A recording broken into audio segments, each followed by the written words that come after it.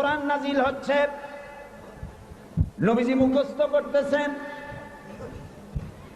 মুখস্থ করতে গিয়ে তাড়াহুড়ো করতেছেন, জিহ্বা সঞ্চালন বেশি করতেছেন, যাতে করে একটি আয়াত বাদ না পড়ে যায়, একটি জের জবর বাদ না পড়ে যায়। আল্লাহ রাব্বুল আলামিন নবীজির এই কষ্ট দেখে আল্লাহ তাআলা বললেন, লা তুহাররিক বিহি লিসানাকা লিতাজালা বিহি। ও নবী, কোরআনে কারীমকে মুখস্থ করার জন্য আপনার জিহ্বাকে এত নাড়াচাড়া করার কোনো দরকার নাই। আপনি, আমার জিবরাইল যখন আপনার উপরে কোরআন অবতীর্ণ করবে, তখন আপনি একবার মাত্র তেলাওয়াত করবেন।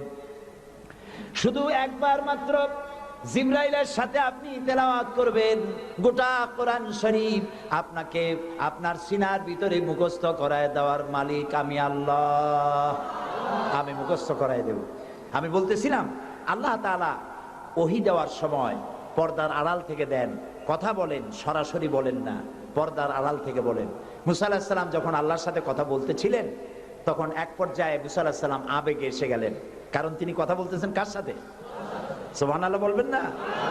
দেখেন না, এই কোরআন শরীফে আল্লাহ তাআলা জিজ্ঞেস করলেন, ওমা তিলকা বিয়ামিনিকা ইয়া মুসা, মুসা তোমার ডান হাতে ওটা কি?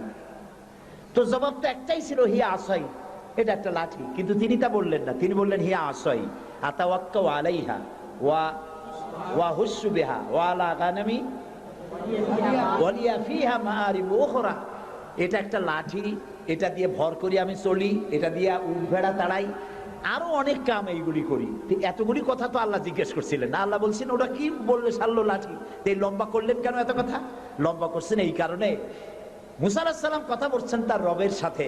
হঠাৎ করে এই প্রশ্নটা করে লাঠি বললাম, আর আল্লাহ যদি কথাটা কাট করে দেয়, তাহলে তো কথা লম্বা হইল না। আল্লাহর সাথে বেশি লম্বা কথা যেন বলতে পারি, সেই জন্য তিনি লম্বা বানায় দিলেন তার জবাব। সুবহানাল্লাহ। এক পর্যায়ে তিনি খুব আবেগে এসে গেলেন, বললেন, রব্বি আরিনি, আল্লাহ আমি তোমারে দেখতে চাই।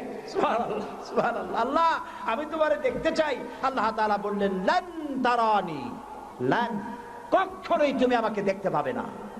মুসা আলাইহিস সালাম ছিলেন খুব আদরের নবী, খুব আদরের নবী। আল্লাহ তাআলা কোরআন শরীফে এক জায়গায় বলেছেন, মুসা আমি তোমারে আমার জন্য বানাইছি। এটা কি সোজা কথা? কি মনে করেন, কি মনে করেন মুসলমানেরা? আল্লাহ বলছেন, মুসা তোমারে আমি আমার জন্য বানাইছি। সুবহানাল্লাহ।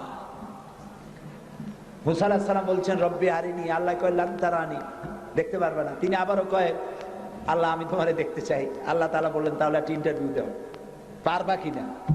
আল্লাহ তাআলা তার ৭০,০০০ নূরের পর্দার ভেতর থেকে নূরের তাজাল্লি নিক্ষেপ করলেন পাহাড়ের উপরে।